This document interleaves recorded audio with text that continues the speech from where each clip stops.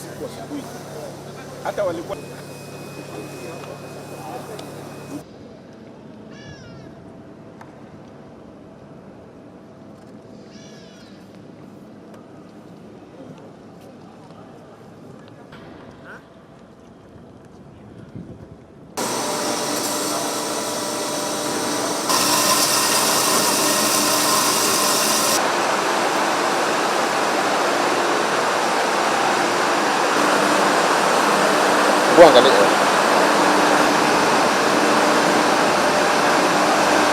the whole blue economy ecosystem is in our radar.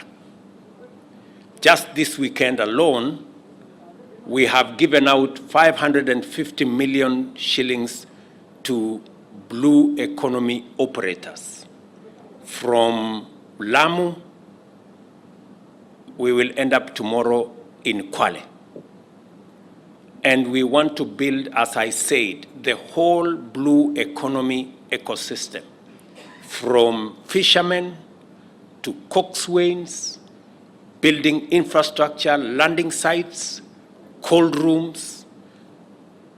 I have given firm instructions on both the sheep market here in the fish market here in Likoni, to the facility that we have in Liwatoni, and to make sure that the 9 landing sites that we have undertaken to build are complete, all of them, before the end of this year.